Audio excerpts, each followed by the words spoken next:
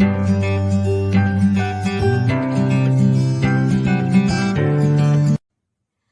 am feeling immensely happy in introducing the incredible learned personality Andre Riehl from France. He is a master of Nidra Yoga and Kashmir Shaiva Tantra.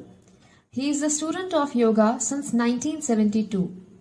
He first stayed in a monastery in the Himalayas and met many traditional masters studying extremely specific teachings of classical as well as tantric yoga practices. After some years of searching, meeting with Kashmiri Babu, an ascetic from the Shaiva tradition, he underwent a retreat of deep study into the spiritual quest.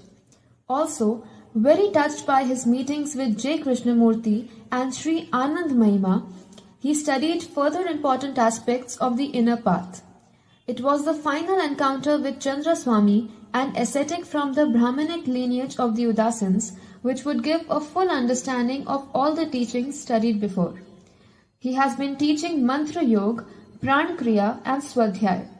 He is a Nidra Yoga instructor for the past 20 years across 5 continents.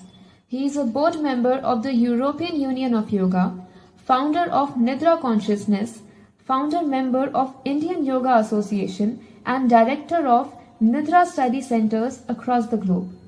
Ladies and gentlemen, please join me in welcoming Andre Riehl. Andre ji, I love you. Hello, Hari Om. Hari Om, Andre ji. So happy to have you here. And me and whole United Consciousness loves you so much. You know that. Whole stage. Yes. Let's see. So whole stage is yours and whole ears are yours. Whole soul is yours for the kind of meditation you are taking us through. Thank you very much, Andre. Thank you, Vikrant.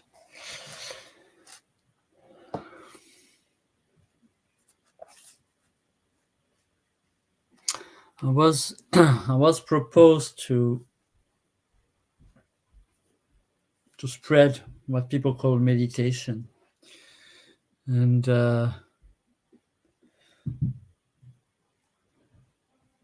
I know this is called a week of peace, but it really looks like, when watching what we know from the world, that this week is especially a week of war. There is very little peace anywhere. Just came to know about 3 hours ago that 115 bombs have been launched on Israel just a few hours ago. And, well, you all know there are around 132 countries at war today, or at least in conflicts. So when we are planning a week of peace, I think we should go very deep into what is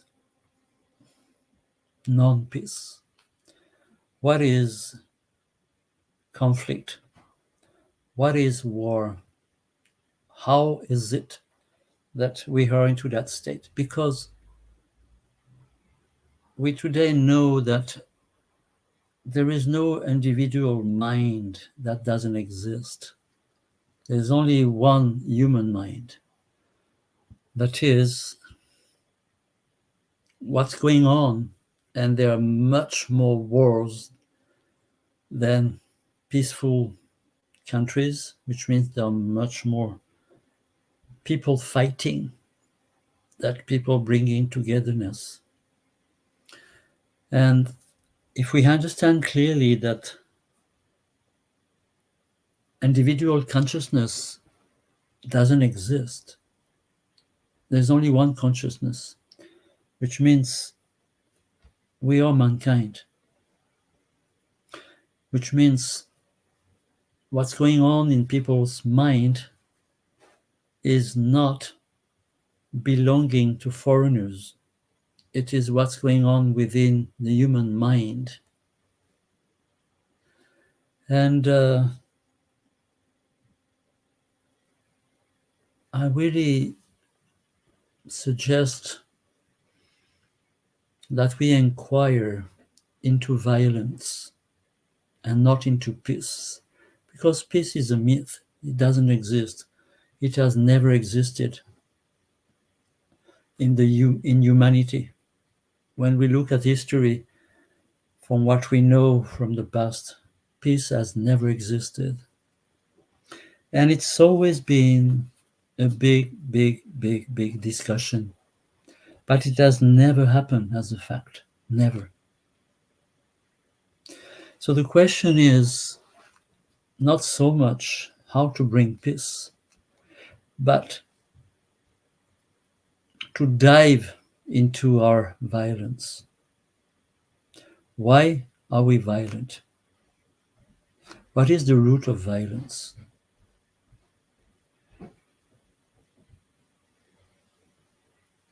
When we come to this point, it requires to be very open-minded.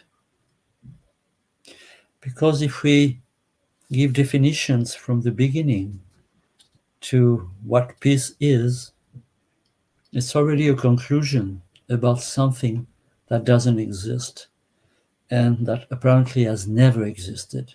Never. What we mainly know, what we mainly experience is violence, conflict, aggressivity. Why is the mind so conflictual? What's going on with the human mind?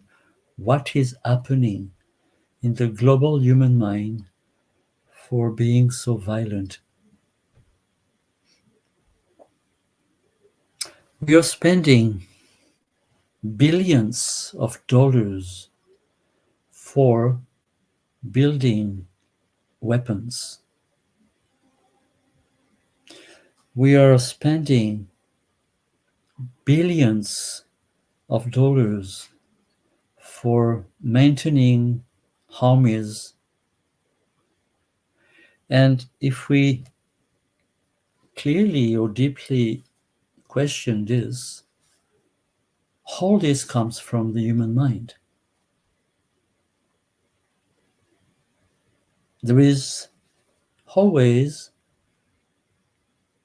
a source that has to be looked at and not the hopes for the future.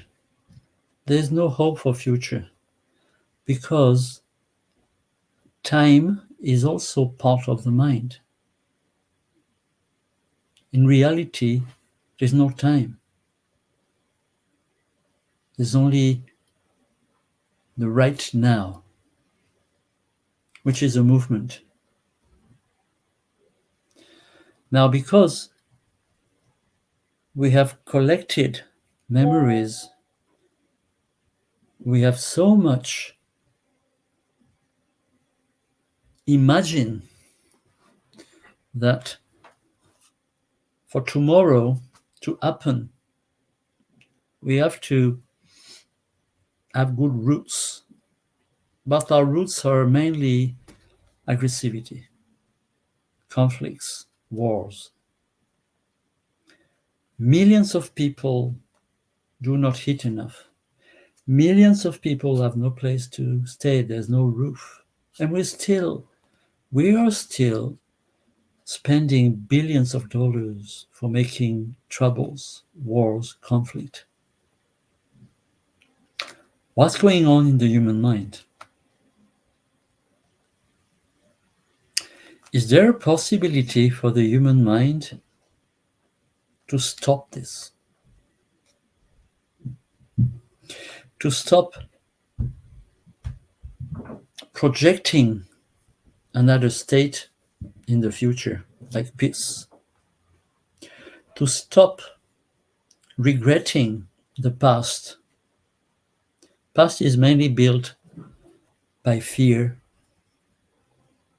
And because of this memory, we are afraid of tomorrow.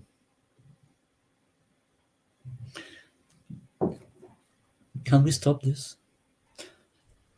Is there a possibility to stop this movement that we call time? Because once again, when looking at the history, when looking through time, what we can witness is wars, conflict, troubles, suffering. So many people.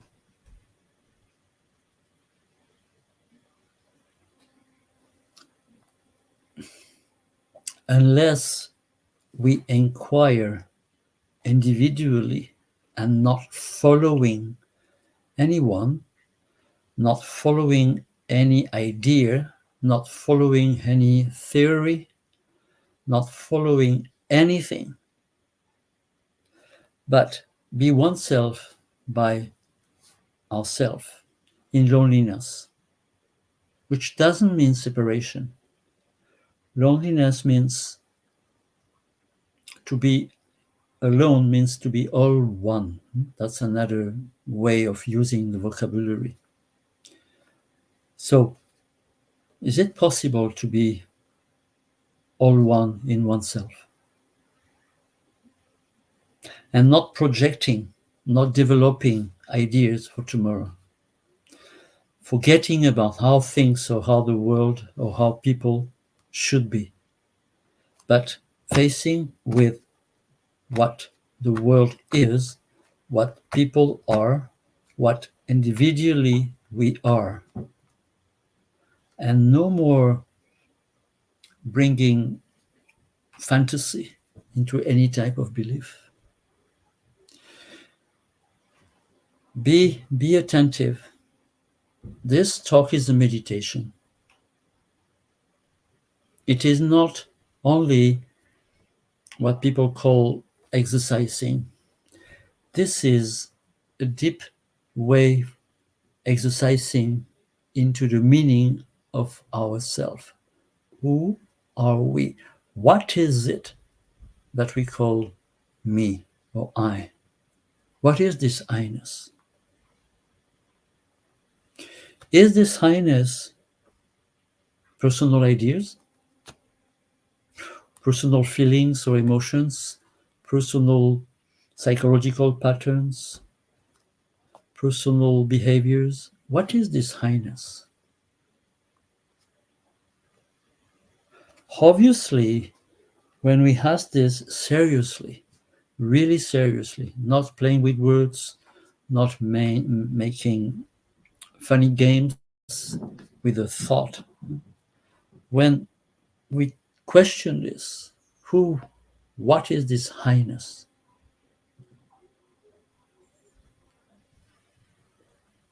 It is not what we say, what we think, what we do. It is, let's say, what we are. And what we are is, there is no difference in what somebody is or somebody else is. There are differences in what they say, what they think, what they do, their social activities, they believe, their religions, all this stuff which has put the world in blood and tears. What has put the world, the human world, in blood and tears is action, is ideas, is emotions, is social, so-called order. It's mainly a social disorder. If we're talking about what we are as a human being, it comes immediately that there is no individual being. Once again, there is only human mind, only one human mind, and only one human being. Now, is this being at conflicts? Is the nature of manhood, womanhood, mankind, is the nature of mankind a war? Where are they all coming from, those conflicts?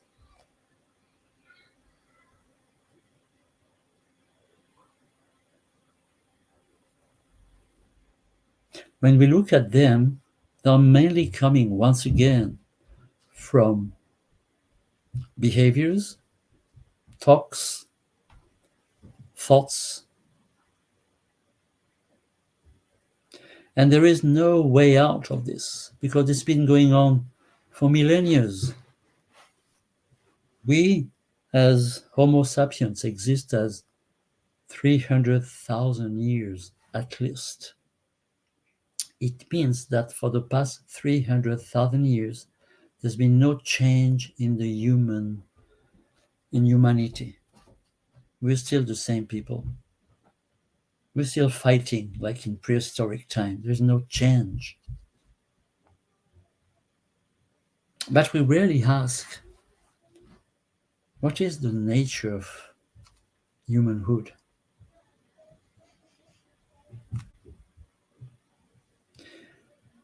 The question is not to define what it is. The question is to put away what it is not. Once again, is the nature of humanhood, is it what we say? Obviously not. Is it what we do? Obviously not. Is it what we think?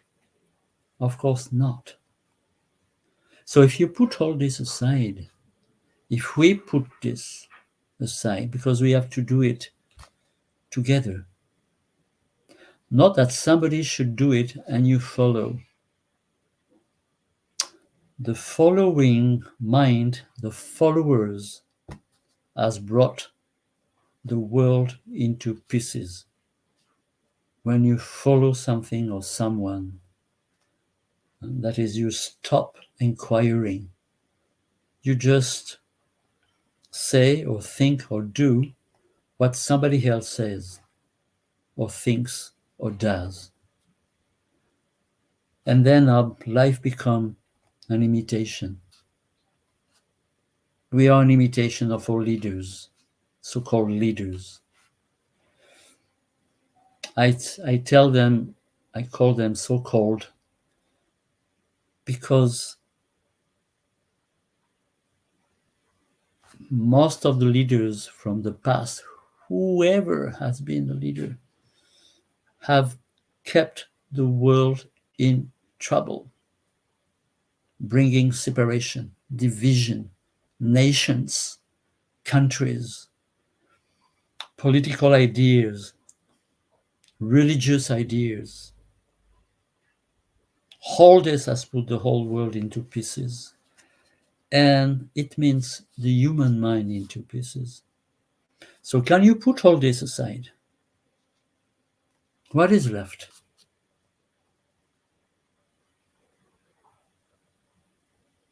The moment you refuse to follow, the moment you refuse to agree, you find yourself by yourself.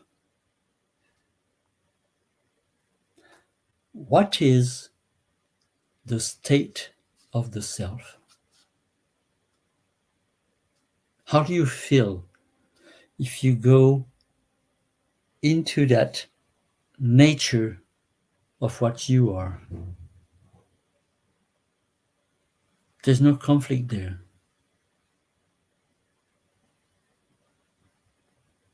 We find ourselves not really a part of life, but we found ourselves just living being.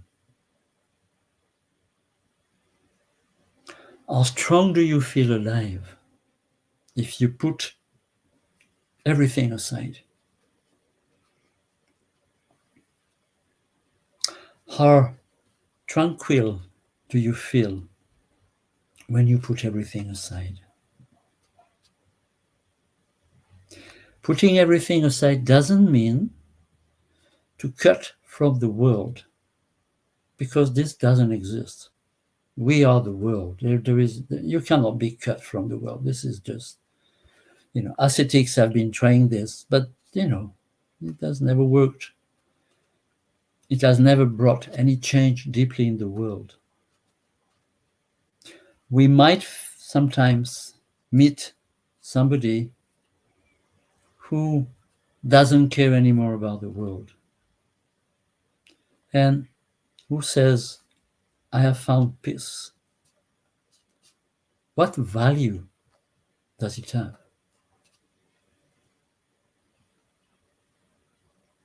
Personal tranquility has very much to do with refusing the world as it is.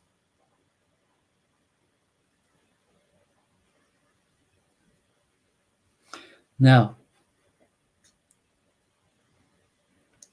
what could it be to stay completely quiet?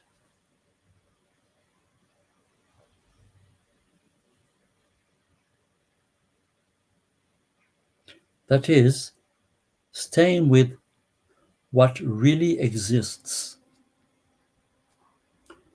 No fantasy, no projection, no regret, no future, no idea.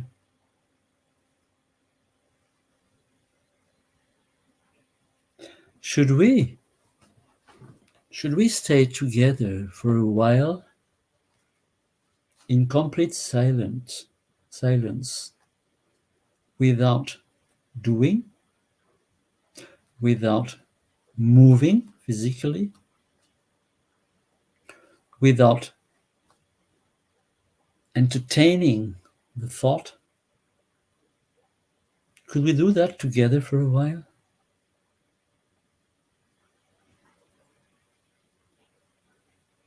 There is another aspect for this.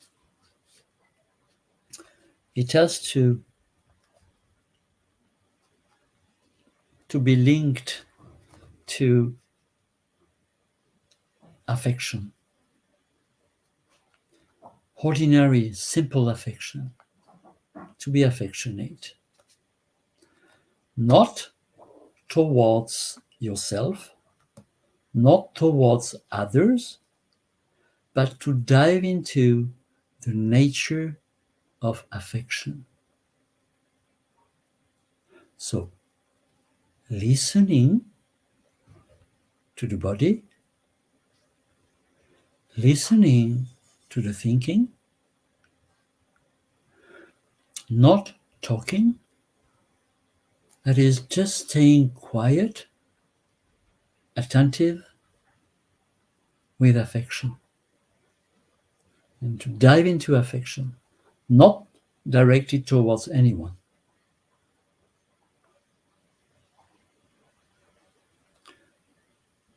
Should we do that together for a few minutes?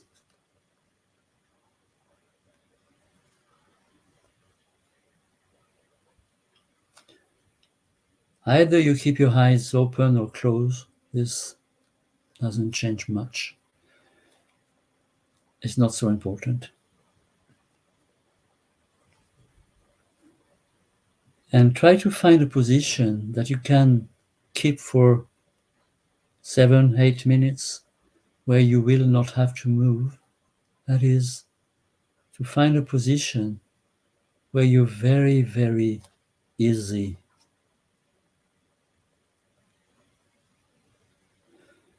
It doesn't matter if your spine is erected or not, or your head is this and that. This, it's about tranquility. No image of the body position. But try to feel what is the position that helps you to be close to quietude, to be quiet.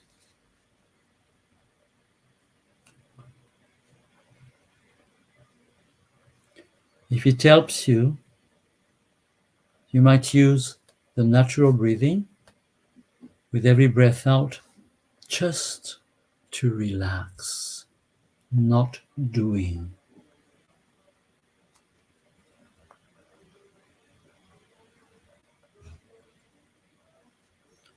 And also, with every exhalation, to come closer to the feeling of affection. Let's do that together for a few minutes, please.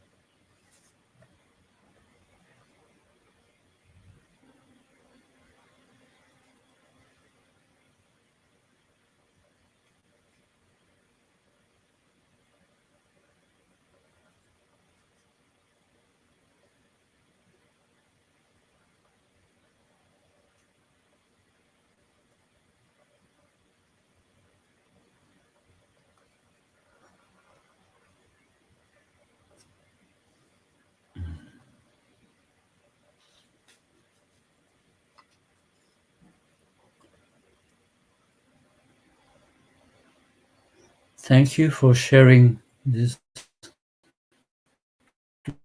togetherness. And I wish you to be happy. Hariom.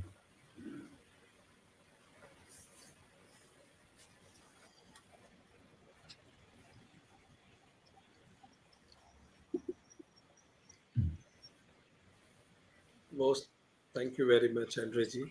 It was very peaceful and it took away all the stress from of at least all the physical stress from me. Thank you very much. Thank you.